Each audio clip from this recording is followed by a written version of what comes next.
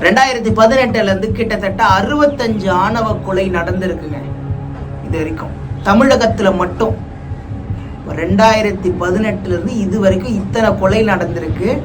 ஆணவ கொலைக்கான ஒரு தனி சட்டம் அமைங்க அப்படின்னு சொல்லிட்டு சுப்ரீம் கோர்ட்டே பரிந்துரை பண்ணிட்டு இருக்காங்க. சுப்ரீம் கோர்ட் சொல்லிட்டு இருக்கு, ஹைகோர்ட் சொல்லிட்டு இருக்காங்க. ஏன்னா SC ST வன்கொடுமை தடை சட்டம் இருக்கு, அது இல்லாம 75 தீர்ப்புகள்ல பரிந்துரை செய்திருக்காங்க. நாங்க 20 கைட்லைன்ஸ் தரோம், அதுல நீங்க ஒரு தனி சட்டம் அமைங்க ஆணவ கொலைக்காக அப்படின்னு சொல்லி பரிந்துரைத்தோம். தமிழக அரசு உட்பட எந்த ஒரு அரசுமே இதற்கான ஒரு நடவடிக்கை எடுக்கப்படாமலே இருக்கு. 65 ஆணவ கொலை. இப்போ கவினுக்கு நடந்த ஒரு துயர சம்பவம் எல்லாரும் பரபரப்பா பேசிட்டு இருக்கோம்.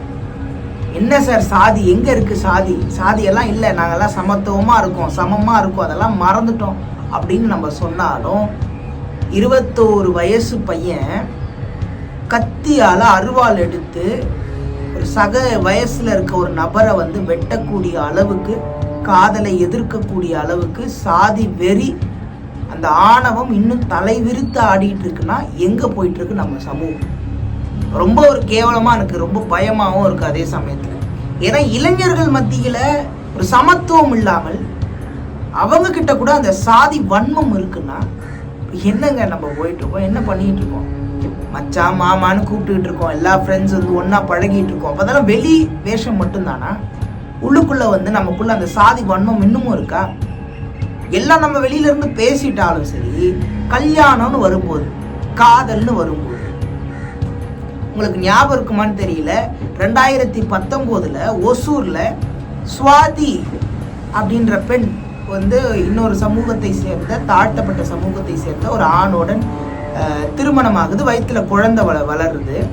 2 பேரையுமே அந்த சுவாதி அவங்க குடும்பத்தில் சேர்ந்தவங்க 2 பேரையுமே வெட்டி கொலை செய்து வயிற்றுல இருக்க குழந்தைய, அந்த சாதி பையனுடைய குழந்தை வளரக்கூடாது அப்படின்னு சொல்லி அந்த குழந்தையையும் கொன்று புதைத்தாங்க.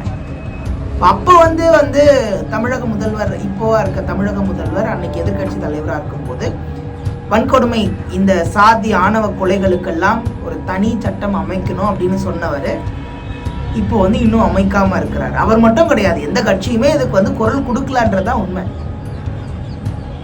திராவிட முன்னேற்ற கழகம் மட்டும் கிடையாது, அதிமுகவும் சரி, இல்லை தாவேக்காவும் சரி, எந்த விதமான கட்சிகளும் இதுவரைக்கும் ஒரு அதிகாரப்பூர்வமான தகவலோ இல்லை அந்த குடும்பத்தை போய் பார்க்கவோ யாரும் கிடையாது.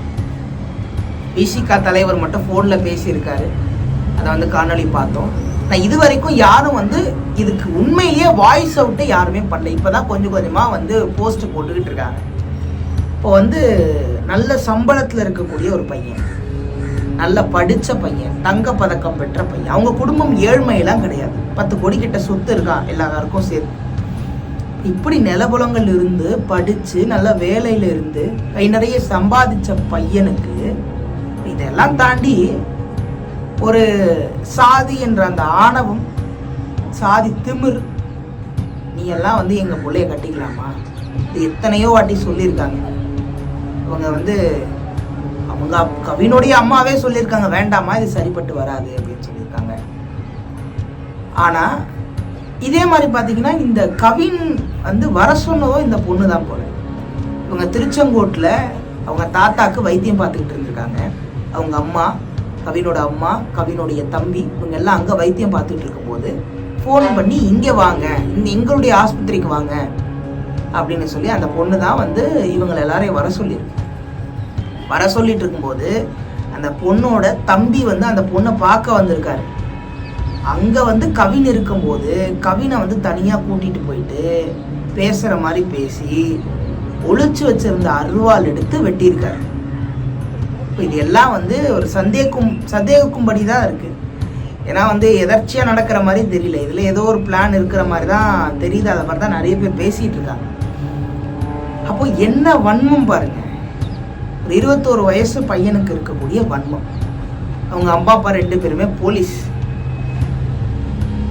இதுக்கெல்லாம் ஒரு தீர்வா கவினுக்கு ஒரு நல்ல ஒரு நியாயமா என்ன இருக்குன்னு பார்த்தீங்கன்னா, ஆணவ கொலைகளுக்கு எதிராக ஒரு சட்டம் இயற்றப்பட வேண்டும், தனி சட்டம். தனி சட்டம் ரொம்ப கொடுமையா பாயணும் எல்லார் மேலேயும். ரொம்ப ஒரு வலிமையான சட்டமா இருக்கணும். வலிமை மிக்க ஒரு தனி சட்டம் ஆணவ கொலைகளுக்கு எதிராக கண்டிப்பாக இயற்றப்பட வேண்டும். விரைவில் அது நடைமுறைக்கு கொண்டு வரப்பட வேண்டும். இதுதான் கவினுக்கு செய்யக்கூடிய அந்த 65 ஆணவ கொலைகளுக்கும் கொலையாளிகளுக்கும் கிடைக்கக்கூடிய ஒரு மிகப்பெரிய நியாயமாகவும் தண்டனையாகவும் இருக்கும்.